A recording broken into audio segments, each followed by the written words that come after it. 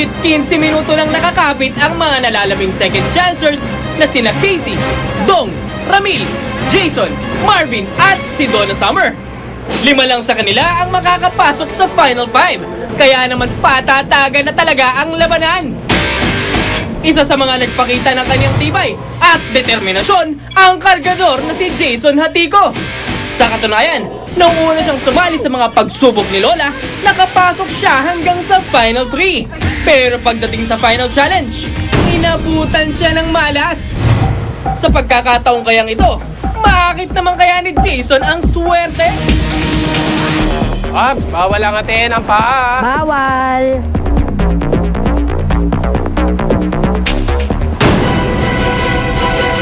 Hi! Si Jason. Jason! So okay na sila? Okay, pwede na kayo tumalon! Si Donna Summer. Sino mag-aakalat At intact ang hairpin sa buhok. Ayan. Nung magpalit na ako ng pwesto ng kamay ko, yung igaganto ko na, nadula siya.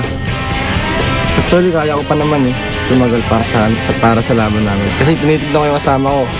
Wala na, parang babagsak na yung katabi ko Si Purgatorio at saka si Donna. Sabi ko, wala na, babagsak na to si Donna. Sabi ko, kasi gumagano na siya nakasimangot na. Kaya wala na, ang iniisip ko, papasa ako sa 5. Ayun nga, yung pagganto ko, nadulas yung dito ko. Kaya parang sisigaw ko sa tubig. Hindi ako makapaniwala na ganun mangyari. Hindi pa rin pinalad si Jason. Sorry Jason, ang kargador, you are out! Inis ako sa sarili ko Parang gusto kong sapakin kayo na Full dun Tinitignan ko nga ng pabalik-balik. Sabi, ba't dito ako natalo? Sabi ko, kaya-kaya ko naman. Pero, din, maiisip mo rin na games talaga ganun. May manalo, may matalo. At dahil sa kanilang tibay at tatag, ang 5 maglalaban-laban para sa 100,000 pesos ay sina Marvin the Magician. Sabi ko nga, hindi ko na may inisip na talagang ako mananalo ko. Gagawin ko yung magagawa ko. Pag para sa akin, para sa akin. Dong ang embalsamador. Lahat ng challenge na tatagumpayan, lagi ko inuuna, Panginoon. Sabi ko, Ama, salamat po ng marami. Nakayanan ko na naman. Ang disco diva na si Donna Summer.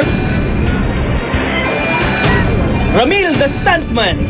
Siyempre, masaya. Tontuwa ko sa ayos na. Akala ko nung una hindi ako makapasok dahil baka kasi bumigay. Pero nung masaya ako, nakapasok ako sa 5.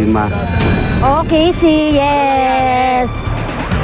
Got it. Nasa next step ka na. Yeah! I can't believe it. Can't believe it. Ay, naku, maniwala ka sa hindi. And last but not least, ang parloristang si Casey. Baka anuhin ako ni Sir Benjo.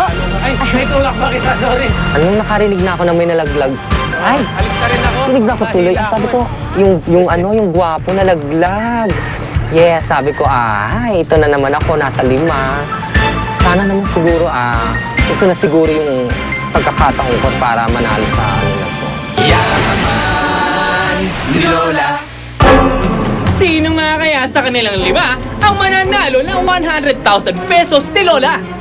At sino-sino itong mga makakapareha nila para makuha ang tagumpay na hinahangad? Ay, sorry! Ay, ko!